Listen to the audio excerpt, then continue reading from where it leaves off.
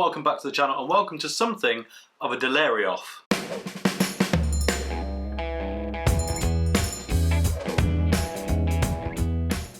Yes, today we're taking a look at two different beers from Delirium, the original and the red. I don't know anything about the red, to be honest. I'm a big fan of the original. Even had it not even a week ago, 5 days ago or something on tap. Still incredible. I just really enjoy it. Really enjoy this beer.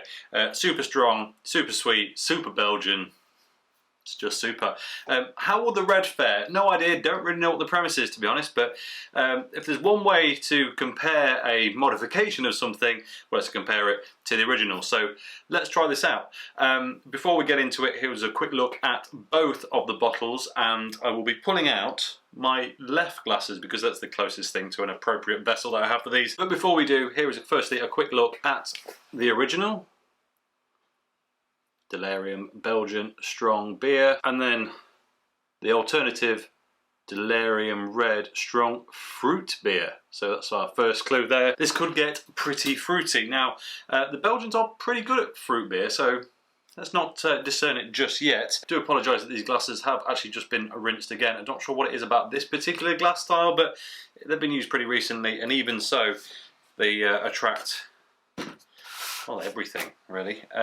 So we need to decide on a beer to go with first. I did have this recently, but yeah, let's go. We're going to start with the red. Having had Delirium only last week, it is very fresh in my memory, and sometimes it's nice to go the other way around to you might expect. So Delirium red going in the glass.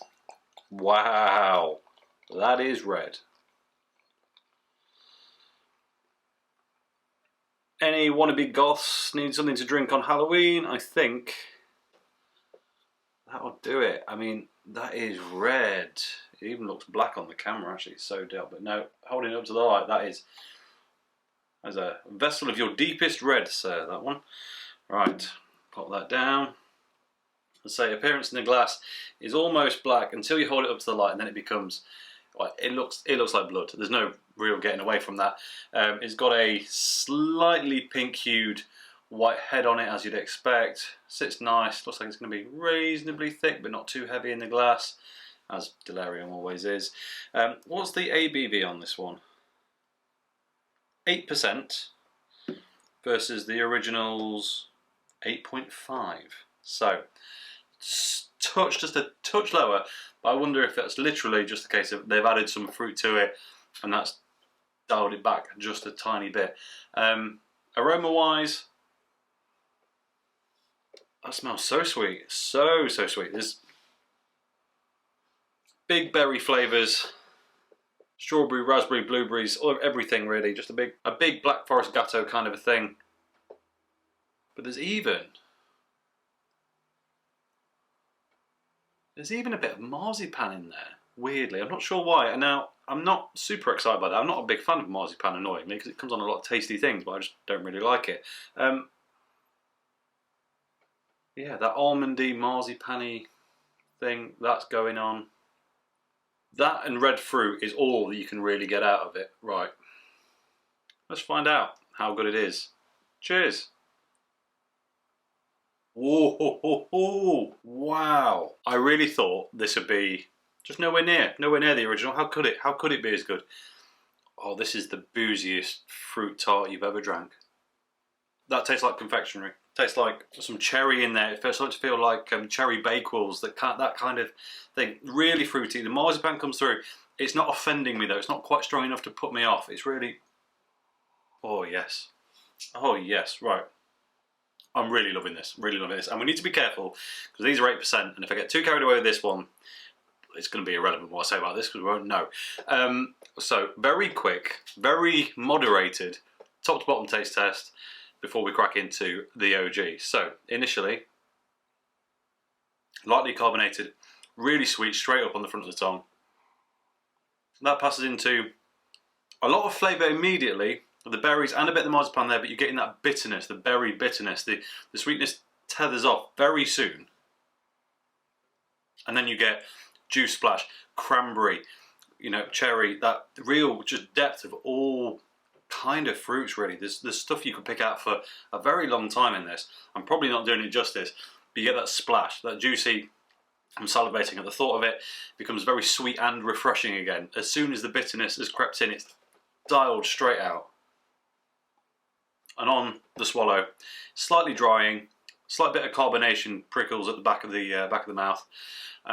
You get a big deep amount of that bakel. The cherry bakel really hits home at the end. It's really sticks around. Still there now, really prominent, and it just leaves you with this rich, fruity, marzipan-esque flavour that's just, oh, incredible. Really, really did not expect that to do as well as it. I mean, I don't know why I doubted them, because the OG is so good, but hey, you live and learn. Right then, let's get into it. The original Belgian strong beer, 8.5%. I mean, we know what this is, but I can't resist. Nice bit of smoke at the top of the bottle there.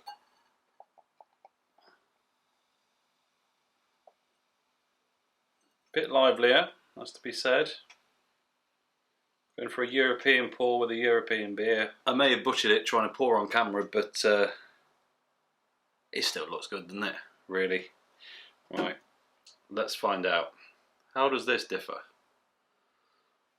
I mean, visually first, that foam is quite ridiculous. It's got some body on it. You could really move that all the way around. It's not going to go anywhere. Nice amount of carbonation in there.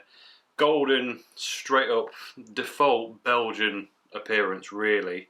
The bubbles on that head are reasonably large, so it should dissipate down pretty quick. Although some nice small ones at the bottom that will suggest it will stay around, at least in some form, for the duration. Aroma-wise, it's weird. When I drank that, I thought there's nothing like the original. Actually, it's not even the same base beer, but I think that initial sweetness really is tying in with this. Now, this obviously has that more traditional Belgian flair that what often, I mean, some people refer to as like banana-y thing. Like, I hate bananas, so I don't, but it's more bubblegum for me. That kind of multi-fruit flavoured, just kids sweet kind of a thing. Got heaps of that, but it smells incredibly sweet.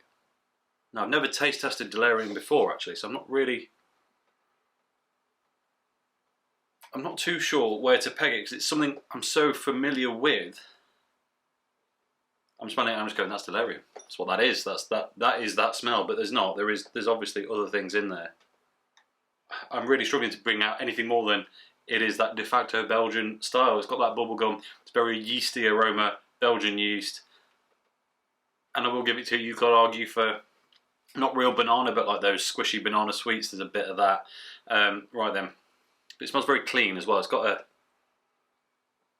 almost got a bit of an antiseptic nature about the aroma on this. It's giving something off that smells like it's clean, very clean. Right then, let's get into it. Cheers. Oh. They are very different. I suspect they are the base beer, but I mean, no one's ever said Delirium short on flavour. But this is punching so much that actually in comparison, the Delirium is just more reserved, more refined, a bit, I don't know, more considered some way. But it's got all of those nice cues, but there's a bit of caramel coming through now. I'm not sure if it's a result of having drank the red first and then trying to come back to this. It means I'm struggling a bit with where to take it. I mean, I had a similar problem the other day with the rhubarb and custard pale ales. One was so much stronger than the other that it was quite difficult to compare them when your mouth's become used to one such intense flavour. And rather annoyingly, I believe that's happened here. And partly in my head, I wanted to start with the red first because I thought, well, I know how strongly flavoured this is, the original, that the red would never be able to compare. But, well, I was wrong, because the red's above and beyond in that particular nature. Right, we'll try for a top to bottom taste test, and I'm going to do this no justice at all. So, pinch of salt, but be aware that I just love this anyway. So, initially, actually slightly bitter in the front of the tongue, light bit of carbonation, very similar to this one. Next phase, you start to get a bit of a boozy cream sensation. The thickness of it, it's not a lactose beer in any way, but sometimes Belgian beers with that thickness, that, you know, that percentage and that yeast can give a bit of a milky quality, if you like, just in the taste, not in the texture. That follows through into some of those very traditional Belgian bubblegum, squishy banana, sweet, slightly vanilla-y taste at the back, and that slightly dry, as this was on the aftertaste, but the same flavours that were in it proceed through. I mean, this is pure, I guess, is the thing. It's not trying to taste like a lot of other things, therefore it doesn't. And in my mind, this is one of the truest beer forms there is. It has flavours from the yeast, but it's not over the top, and it is very much true to form, if you like. Hopefully one day I'll do this again on its own without having been into it like this, because I'm a bit annoyed at myself of how little I'm getting out of this, but there's no point in me lying about it. That is the truth of the situation. This is heaps and bounds more flavourful in several different ways than this is, but it is a lot sweeter, and it is a lot more one and done. I know it's 8.5%, and you should never say I can session Delirium, but a very small session, yeah, I can. This, I'm not so sure whether I'd want more than one of, but I do love the original. And I think, well, I mean, what else is there to say? Let's jump back over here real quick. That marzipan, that almondy Bakewell tart experience has just amped up even more now it's warmed up. It really is absolutely dessert in a glass, this one.